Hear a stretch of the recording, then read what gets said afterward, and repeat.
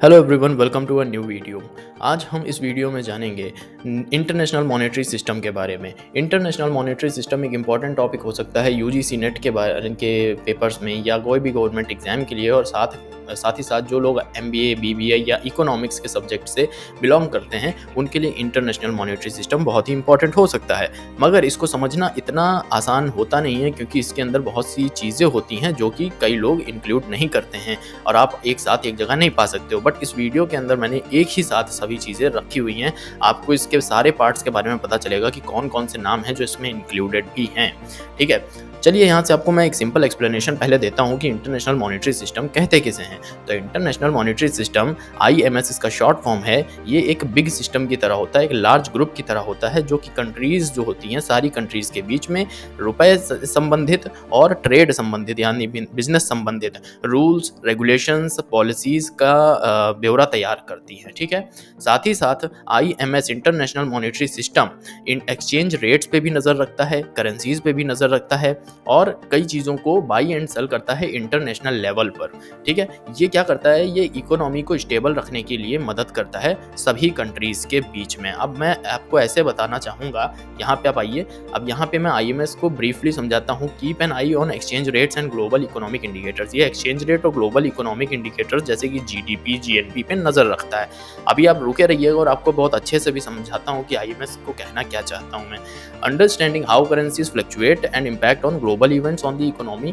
Currencies का fluctuation समझती हैं, इकोनॉमी पे क्या इफेक्ट होगा उसको समझती हैं, हेल्प करती हैं इकोनॉमीज की, इन्फॉर्म्ड डिसीजन लेती हैं बाई यही सब चीज़ें कर करके, और इंटरनेशनल ट्रेड और इन्वेस्टमेंट और फाइनेंशियल प्लानिंग में मदद करती है IMS। ठीक है, मगर अब आपके क्वेश्चंस आएंगे यहाँ पर से कि IMS आप जो कह रहे हो ये बेसिकली कोई ग्रुप होता है या मतलब कोई बिल्डिंग होती है। तो मैं यहाँ पे आपसे कहना चाहूँगा कि कोई भी ग्रुप मतलब एक ग्रुप होता है, बट कोई भी बिल्डिंग नहीं होती है, कोई भी स्पेसिफिक इसका ओनरशिप नहीं होती। अभी आप बस एक स्लाइड रुकिए और आपको पता चल जाएगा उसके बारे में। अब यहाँ पे बात करते हैं की components of international monetary system. तो इंटरनेशनल मॉनेटरी सिस्टम किन चीज़ों पे सबसे ज़्यादा नज़र रखता है? तो सबसे ज़्यादा बड़े फैक्टर्स हैं करेंसीज में, जैसे कि डॉलर, यूरो, रुपी का दाम, उसका फ्लक्चुएशन, एक्सचेंज रेट्स यानी फ्लक्चुएशन, उस पर नज़र रखता है। Reserves, think of it as an extra money that countries keep in case they need. Reserves, जैसे आपने सुना होगा फॉरेक्स रिजर्व्स हमारी कंट्री में घट गए हैं, ऐसे सुनते हैं ना। तो फॉरेक्स रिजर्व्स का मतलब होता है कि दूसरे देश की करेंसी हम लोग जो अपने पास रखते हैं ना, वो करेंसी घट गई है, हमारे पास कमी हो गई है, यानी कि अब हमें खरीदना होगा ना माल उनसे, तो हमें पहले उनकी करेंसी खरीदनी होगी, फिर उनको जो है उनसे हम सामान खरीद पाएंगे। तो वो एक घाटे का सौदा होता है। International institutions, these are big groups that help countries with their money like IMF and World Bank. अब मैं आपको यहाँ पर से नेक्स्ट स्लाइड पे ले चलता हूँ, सारी चीज़ें हिंदी में समझ में आ जाएंगी। की इंस्टीट्यूशंस होते हैं, अब की इंस्टीट्यूशंस होते हैं IMS के अंदर। ठीक है, मैं अभी जो कहने जा रहा हूँ सुनिएगा। IMS हो गया एक ग्रुप, IMS के अंदर होते हैं की इंस्टीट्यूशंस, जो कि मैंने अभी नाम अभी आपको बताऊंगा। IMF हो गया, वर्ल्ड बैंक हो गया, तो इस तरह के ग्रुप्स होते हैं। ये बेसिकली ट्रेड और फाइनेंस के ऊपर नज़र रखते हैं, बस इनका यही काम होता है। IMS का कोई होल बॉडी नहीं होती, कोई ओनरशिप नहीं होती है, कोई एक पर्सन कह लीजिए कि कोई एक प्रेसिडेंट बनाया जाता है, चुना जाता है, सब कुछ नहीं होता। बस IMS एक टर्म है, उसके अंदर एक गेम रखा गया है कि ये हम ट्रेड के ऊपर नज़र रखेंगे और हम फाइनेंस के ऊपर नज़र रखते हैं। अब देखिए कौन कौन से इंस्टीट्यूशंस हैं जो इसके अंदर काम करते हैं, IMS के अंदर काम करते हैं, जिनसे IMS बना है। ठीक है, अब देखिए इंटरनेशनल मॉनेटरी फंड, इसका नाम आप याद रख लीजिए, बहुत इंपॉर्टेंट है, मैंने इस पर वीडियो भी बनाई है। Location Washington DC United state में है। Promote international monetary corporation, exchange stability and economic growth through financial assistant and policy advice. ये इकोनॉमिक ग्रोथ के लिए ना जो उनकी पॉलिसीज होती हैं उसको बनाती है इंटरनेशनल मॉनेटरी फंड। और ये बेसिकली मॉनेटरी का मतलब होता है मनी से रिलेटेड, फाइनेंस की ही फील्ड में केवल वर्क करती है और किसी क्षेत्र में नहीं, कि हेल्थ के क्षेत्र में नहीं वर्क करती।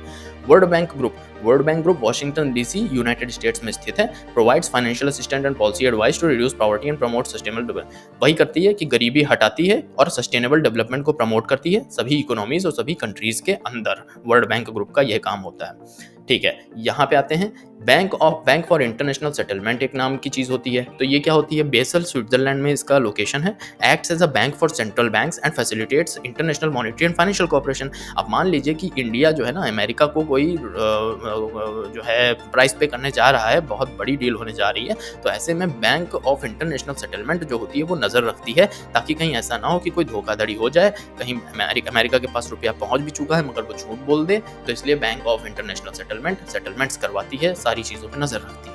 ग्रुप ऑफ 20 G20 ये रोटेटिंग प्रेसिडेंसी इसके अंदर होती है। Forum for major economies to coordinate policy responses to global economic challenges. G20 के अंदर बेसिकली क्या होता है ना कि सारे जो 20 कंट्रीज इसके अंदर होती हैं, ग्रुप ऑफ 20, वो सारी बैठ करके इकोनॉमिक पॉलिसीज़ के ऊपर पॉलिसी बनाती हैं, बात करती हैं कि हमारे यहाँ ये कमी है, हमारे यहाँ ये मदद कीजिए, हम आपकी ऐसी मदद करेंगे। तो बिजनेस और ट्रेड के बारे में यहाँ डिसीजंस लिए जाते हैं G20 के अंदर। यूरोपियन सेंट्रल बैंक ये फ्रैंकफर्ट जर्मनी में स्थित है, conducts monetary policy and promotes financial stability with in the eurozone. अब आप एक चीज़ नोटिस कर रहे होंगे कि जितने भी मैंने टर्म्स अभी तक आपको बताए हैं, सभी एक ही चीज़ बोल रहे हैं, monetary policy, monetary policy, monetary policy.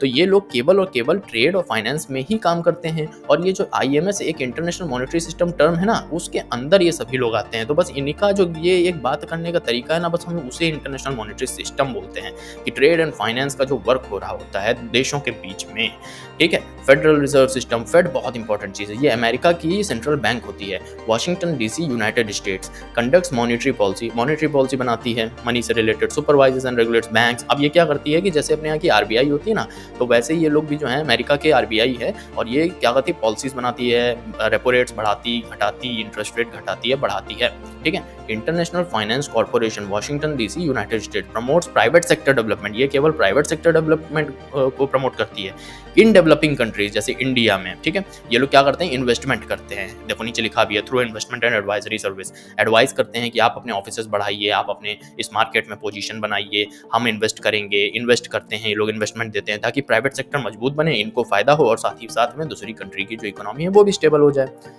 अब यहाँ पे आते हैं ownership and management of IMS, जो कि आपका सबसे बड़ा क्वेश्चन है कि क्या इसकी कोई ओनरशिप होती है, कोई होता है इसका president. The international monetary system isn't owned और managed by any single entity, किसी भी सिंगल पर्सन के द्वारा IMS को नहीं किया जाता, क्योंकि IMS केवल एक नाम है जिसको आप कॉपी में लिख सकते हो, बस that's it. Instead, it's governed by the combination of international organizations। अभी जो ऑर्गेनाइजेशंस आपको मैंने 6-7 पढ़ाई हैं, बस उन्हीं का ग्रुप होता है, वही सब काम करती हैं, उसी को बोल देते हैं IMS।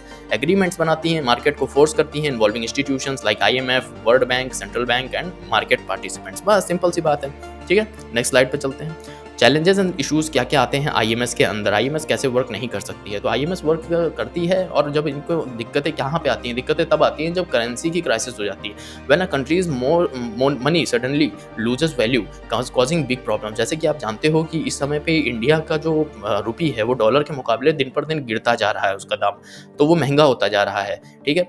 डॉलर बढ़ता जा रहा है और इंडियन करेंसी सस्ती होती जा रही है, तो फ्लक्चुएशन यहाँ बनाएगा, इससे मतलब लोग लूट सकते हैं दूसरी कंट्रीज, ऐसे समझ सकते हो शॉर्ट में।